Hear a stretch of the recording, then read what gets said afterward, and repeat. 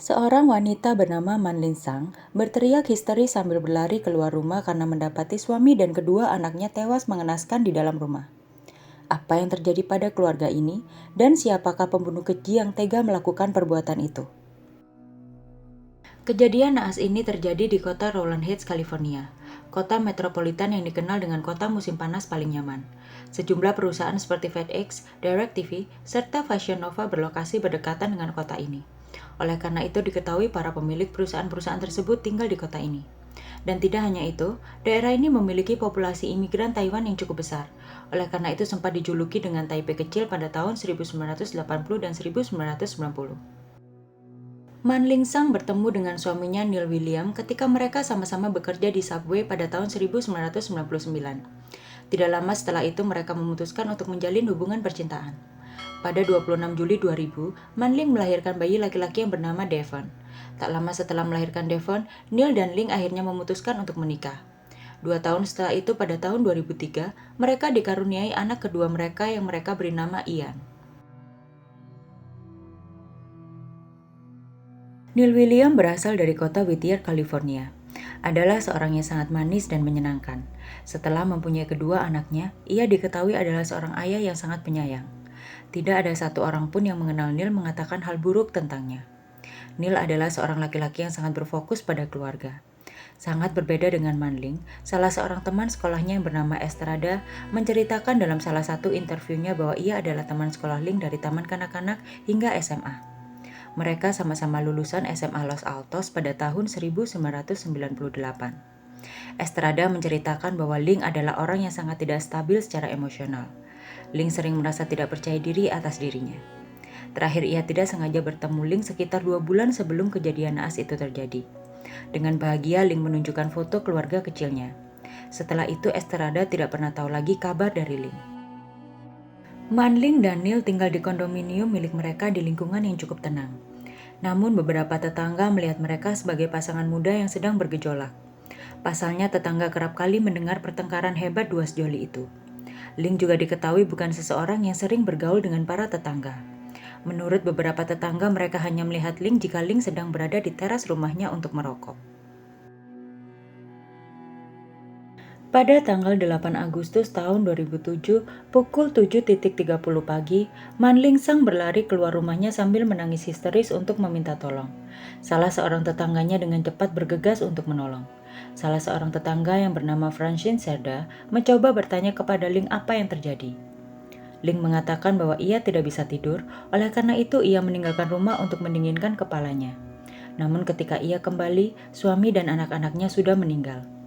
Man Ling lantas meminjam telepon tetangga dan menghubungi pihak berwenang. Kemudian tak lama setelah itu, polisi pun datang. Polisi melihat rumah yang Ling tinggali begitu kotor, banyak baju berserakan di ruang tamu. Tidak hanya itu, kotak-kotak dan kertas-kertas tampak berserakan di ambang pintu. Mainan anak-anak seperti bola dan tongkat baseball plastik masih tergeletak di halaman depan rumah mereka. Ketika polisi menyelidiki lebih lanjut, polisi menemukan fakta yang sebenarnya. Setelah menikah selama beberapa tahun, rupanya rumah tangga Ling dan Neil mulai tergoncang. Ling yang masih mempunyai perasaan kepada mantan pacarnya saat SMA yang bernama John Gregory mencoba menjalin hubungan itu kembali. Meskipun John Gregory tidak ingin menjalin hubungan dengan Ling sampai ia bercerai, namun beberapa bukti menunjukkan bahwa Ling sangat bersikeras dengan keinginannya. Menariknya ketika pada awal detektif menginterogasi John Gregory, ia menyangkal tentang perselingkuhannya itu. Namun demikian, mungkin hati nuraninya menguasainya saat itu, sehingga ia kemudian mengakui semuanya perihal hubungannya dengan Man Ling. Dalam interogasi dengan polisi, Man Ling terlihat sedih dan bingung. Man Ling mengatakan tidak tahu apa yang telah terjadi dengan keluarganya.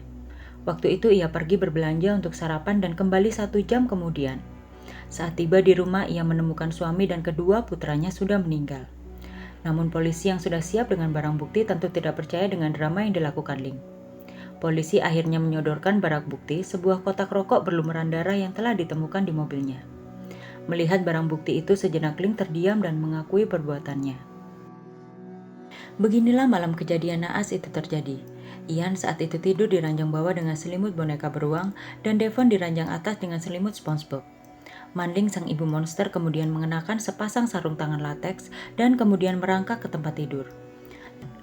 Tidak lama karena tekanan dan tidak adanya oksigen, Ian yang malang ia waktu itu masih berusia 3 tahun. Karena tidak bisa mengeluarkan suara atau berteriak untuk membangunkan saudaranya Devon. Devon yang tertidur pula saat terbunuh masih berusia 7 tahun. Ia harus meninggal dengan cara yang sama seperti adiknya. Sang suami yang saat itu masih hidup tidak tahu menau dengan apa yang dilakukan Ling kepada anak mereka. Neil kemungkinan berpikir bahwa anak-anaknya sedang tidur karena tidak ditemukan darah atau apapun di kamar tidur anak-anak itu. Sebelum melanjutkan untuk membunuh suaminya, Ling meluangkan waktu untuk masuk ke akun MySpace-nya. Ling pun tak lupa untuk memeriksa halaman kekasihnya dan kemudian keluar sebentar untuk memeriksa halaman teman-temannya yang lain.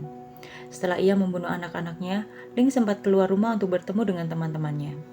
Sekembalinya Ling ke rumah, ia melihat Neil William yang sudah tertidur. Ia lantas melanjutkan aksinya dengan mengambil sebilah katana, hadiah yang ia dapat dari ibu Neil untuk membunuh suaminya. Kembali dengan mengenakan sarung tangan sebanyak 97 kali dengan katana. Tangan Neil coba menangkis katana itu dengan tangannya. Dengan luka tikam sebanyak 97 kali, Neil William meninggal dunia di tangan istrinya.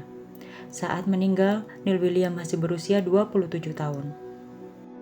Manling kemudian mencoba menutupi jejaknya dengan menulis catatan Neil telah membunuh kedua putranya dan kemudian Ling kemudian memposting catatan itu di MySpace. Bagaimana mungkin Neil tikam di tubuhnya sebanyak 97 kali. Manling dengan bodohnya bersikeras mengatakan hal yang serupa kepada semua orang. Betapa ia wanita yang tidak memiliki rasa bersalah telah mengambil nyawa keluarganya dan masih memfitnah suaminya untuk bisa lepas dari jeratan hukum. Manling Sang ditangkap dengan 3 tuduhan pembunuhan tingkat 1. Wakil Jaksa Wilayah berargumen bahwa pembunuhan 2 anak laki-laki dan suaminya adalah siasat bagi Manling Sang William untuk kembali bersama mantan pacarnya. Dalam persidangan, Manling Sang menyatakan bahwa dirinya tidak bersalah. Juri kemudian berunding selama 8 jam dan menemukan Manling Sang bersalah atas semua tuduhan. Sekarang juri harus memutuskan apakah Manling harus menerima hukuman mati atau seumur hidup. Juri terbagi menjadi 2 atas hukuman tersebut. Oleh karena itu, Manling harus kembali ke pengadilan. Pada tanggal 18 April 2011, 2 tahun setelah pengadilan pertama dengan juri yang masih terbelah, pengacara pembela Manling berargumen bahwa pembunuhan yang dilakukan Ling bukanlah pembunuhan yang direncanakan. Namun jaksa penuntut membeberkan barang bukti sarung tangan lateks yang digunakan Ling untuk membunuh keluarganya dan catatan dalam akun MySpace yang mencoba membuat plot cerita bahwa Neil William lah yang telah melakukan pembunuhan. Melihat barang bukti yang dibeberkan di pengadilan, juri fase kedua memutuskan hukuman mati untuk Manling Sang. Kini saatnya hakim mendengar keluarga Ling dan keluarga Neil William untuk mengatakan pendapatnya. Kedua belah pihak keluarga itu sepakat bahwa hukuman mati bukanlah hukuman yang tepat. Namun Hakim Robert Martinez memutuskan bahwa Manling Sang tetap harus dihukum mati. Pada tahun 2022, Manling Sang tetap berada di Women Facility di California Tengah, Chowchilla, dan menunggu hukuman matinya. Manling Sang adalah wanita ke-23 yang menunggu hukuman matinya di negara bagian California. Sampai di sini dulu cerita kita kali ini. Sampai jumpa di cerita selanjutnya. Stay tune.